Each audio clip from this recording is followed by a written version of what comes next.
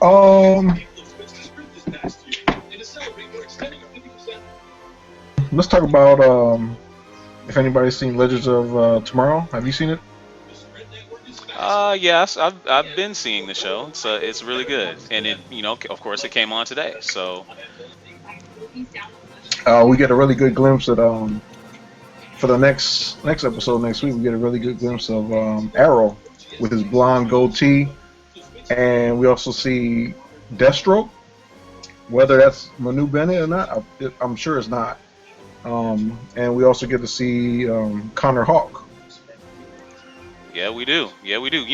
I saw him a little bit today in the clip of today's episode. Man, Connor Hawk is normally kind of a mixed kid. No, this dude was straight black. This is a black dude. Yeah, This is a straight black up dude. black dude. Yeah, But usually he's in the comics and he's kind of tan, blonde mhm. hair, tan. Now, this is a black dude. He looks kind of like Diggle, actually. Like who? He looks like Diggle. Yeah, he does look a little bit. Oh, you think maybe Oliver's Mm. girlfriend, got a little once you go black, you never go back type stuff going on? Wait, what is the sex of Diggle's baby? She's a girl. Oh, it's a girl. Okay, Yeah, it's a never girl. mind. Yeah, it's a girl. Yeah, There goes that. yeah. So anybody else been checking out Legends of Tomorrow and kind of got an opinion on it? I love the show.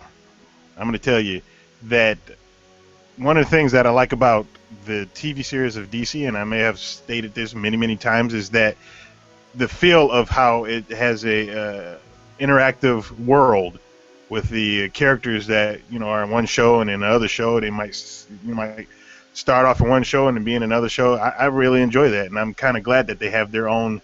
I don't want to say it's like the Avengers because I don't want people thinking it's a comparison to, because it's not. It's not what I'm making, but it's a team of people that are spread across different shows that they originated, from. Hmm. So, I really like the show. I did miss today's episode because I got home and started preparing for this.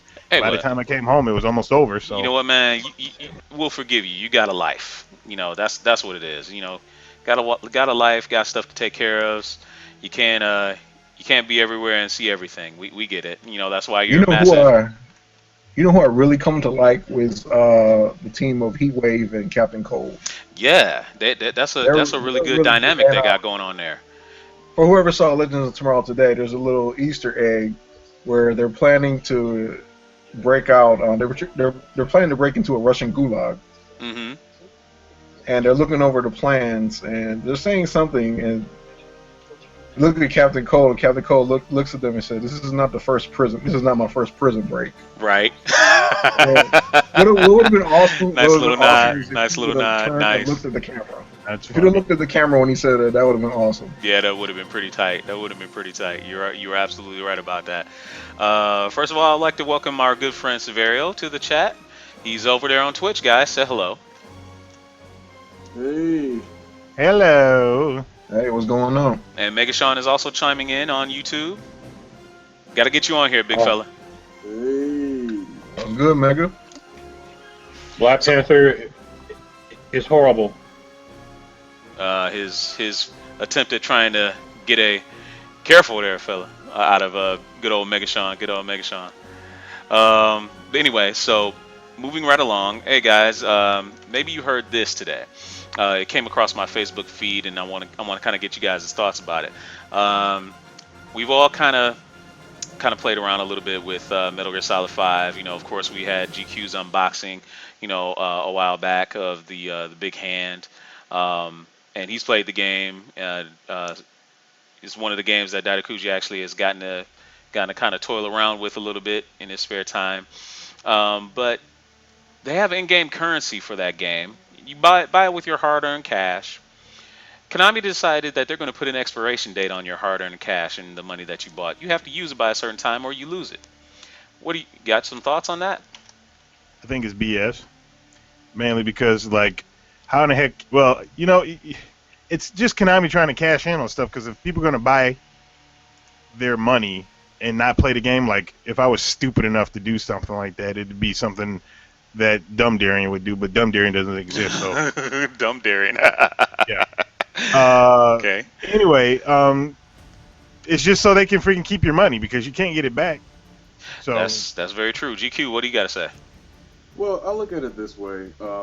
Like Dadakuchi said, they've already got your money. I mean, the second you purchase the currency, you've already spent the money. But the fact that they're going to turn it into this situation of, oh, well, we don't want to maintain a server that has to keep track of all these different, currencies and the amount of money that's left for all these different people is ridiculous to me. And it goes back to one of the things that Dadakuchi and I definitely agree on, that physical, purchases are great because you always have them. You can always go back to the shelf, grab whatever it is. In this case, we're talking about DLC that they're going to just, put an expiration date on, which to me is like, why? What's the point of putting an expiration date on currency that's purchased? So I mean, exactly. it's silly to me. Simon Says, you got anything to add?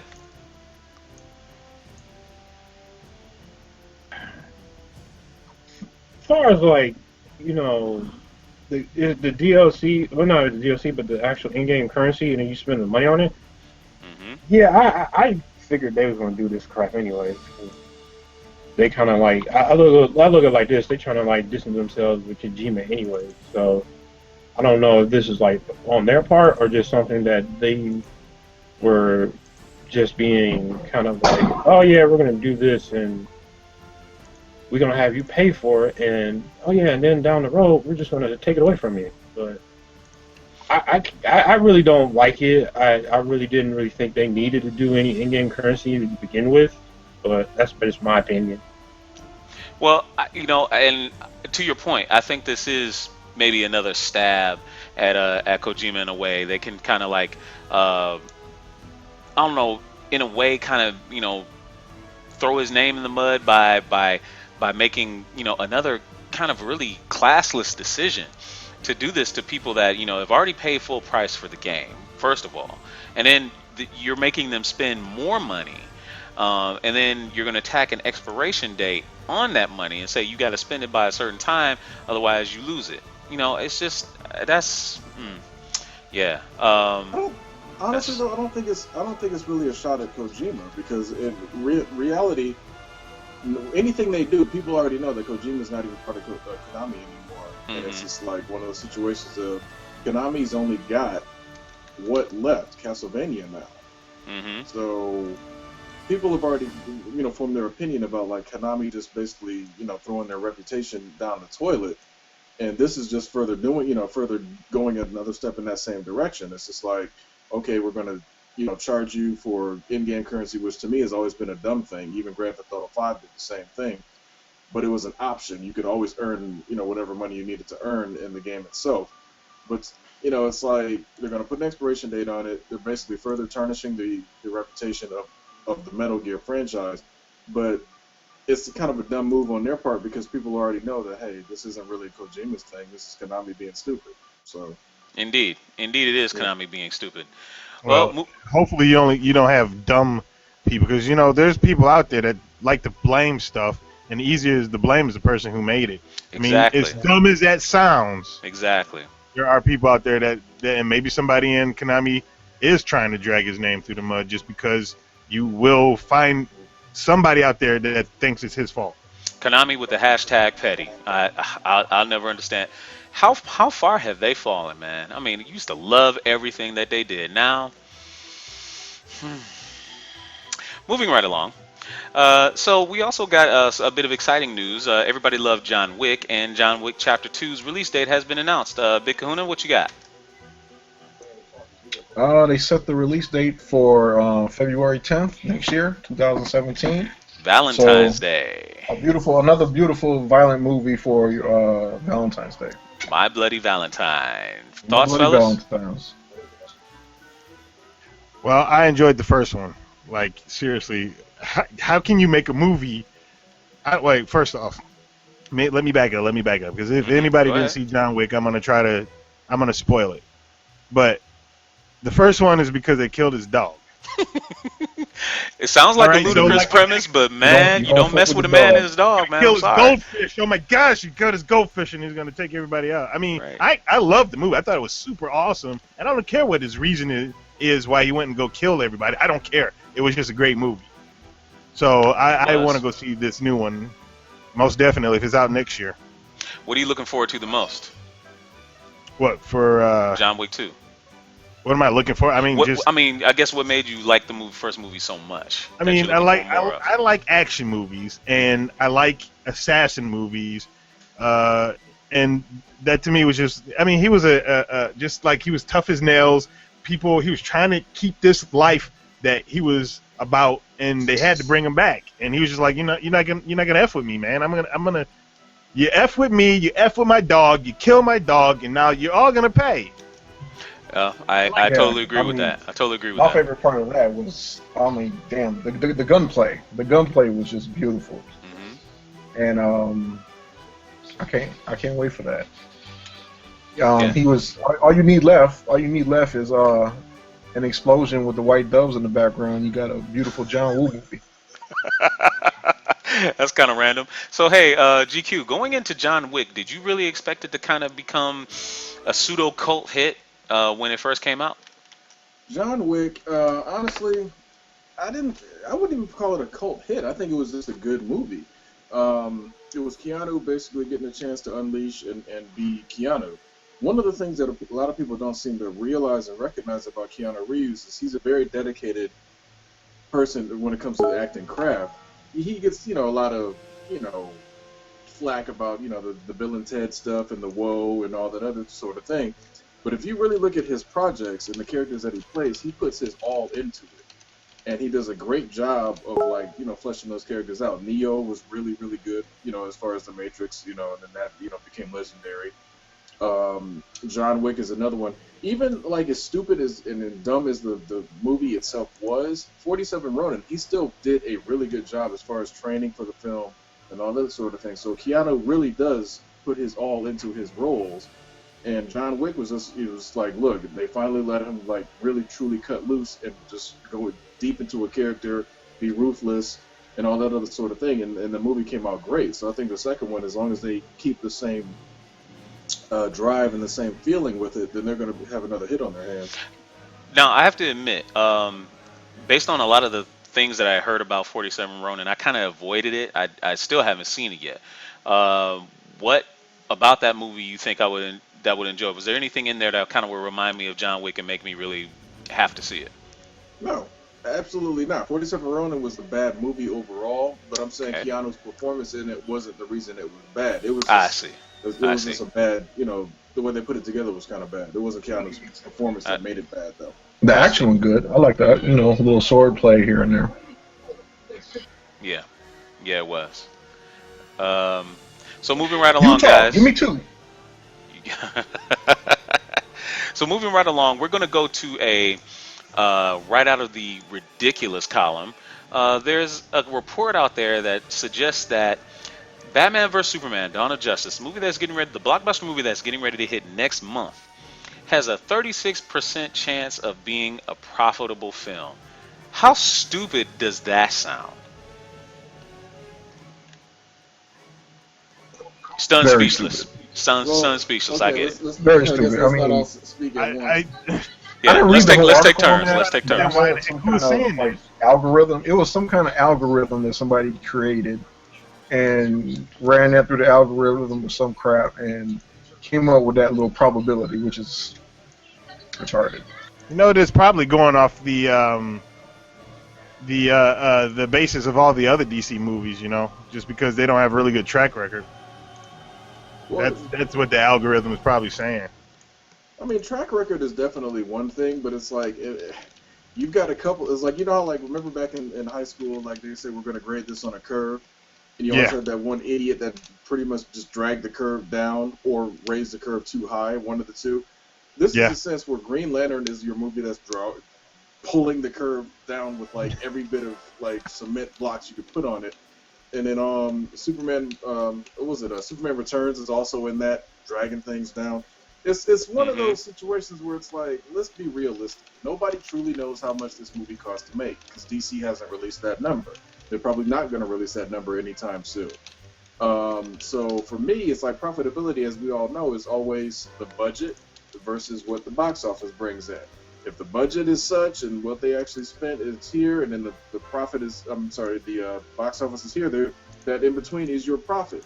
So unless you have the base number to work off of the budget, how are you going to really measure profitability on any algorithm? You can spit numbers out all day long, and it's not going to mean anything. Sorry, guys. I gotta correct myself. I was mistaken. It is 32%. Wow, And I would 32%. like. I'm sorry, Ken. But I would like to add is I Go right really ahead. think it's just they're just really putting way too much pressure onto making this movie into something that will compete with Marvel, and it's like Well, look. once you Let's. do that, once you put that pressure on yourself to make something that you're not, you're bound to fail. It's Well, just look. it's Let's just be perfectly honest here. Let's all be completely open and honest. This is a movie that Warner Brothers needs really badly. They have to make this one count. If they don't, there's so much writing on this that if it's seen as a failure, Marvel will win forever. I mean, seriously, they will. I mean, I'm pulling for them. I know how bad they need this. I'm pulling for them to actually get this right because I want them to succeed. But this seems like just piling on to me. This whole report about just being 32%. I mean, it seems like it's just making stuff out of thin air just to hate, just to hate. It's just I'm not about that. I'm not about that. I don't know. I have no problem with hatred. I mean, my strength comes from Of hate course, of and no course. chemical substitutes. But big, huge, giant trivia cookie for anybody that knows where that line comes from. But I don't really see it as hatred. I mean, I like some others have said that it's probably just based on the track record, like Daikuchi brought up, probably based on the track record. There's always going to be Marvel hate. There's always going to be DC hate. I have no problem with either side because it's like I'm still going to go see the movie regardless. I don't care what the critics say. I don't care what the fans say. This is something we've all been waiting for ever since we were kids. So let's throw out all the extra hoopla and let's just go see the movie, enjoy the movie. If it's good, it's good. If it's bad, we're gonna rag on it. So leave it at that. I mean, I'm kind of tired of all the talk about it. I just want to see it now. I mean, Basically feel the same it way. doesn't matter. It doesn't matter what the movie's going to even be like. Even if the movie's going to suck, everybody and their damn mama and their grandma are going to go see this movie. So Almost the box office numbers is going to be through the roof, no matter what. Yeah, and I mean that's good for Warner Brothers and all that because all they care about is getting your money. So regardless Indeed. of that, but as a fan, I want to give them because it is kind of because like if they put out a piss poor product, all of us are still going to see their next movie. Put out a piss poor product, we're going to be in there watching the Suicide Squad. We're going to be there watching Aquaman. We're going to be there watching Warner Brothers. None of us are going to say we're not going to go see it because none of them is going to be as bad as Fan Four Stick. So I'm pretty sure that we're going to go see the stuff regardless if it is good or bad. I'm just hoping that it is good because I'm tired of being disappointed by DC. And I'm not 100% disappointed. I'm talking about it's average. When I'm thinking of these characters and the way that these movies are created nowadays, I'm thinking they should be, a B. If you were talking about ratings or whatnot, it should be like a B in storytelling, a B in action, just to be, for me, something that I can go out and rave about. And so far, I've just been getting, besides crappy Schumacher Batmans, that everything's been about a C. So I want to see what they're gonna do. You're Indeed. There's no hate. You're absolutely sure it can't be this bad. I'm pretty sure it won't be as bad as Fan Four Stick. Okay, fair enough. You taint your collection with that there, sir. Well, anyway. Every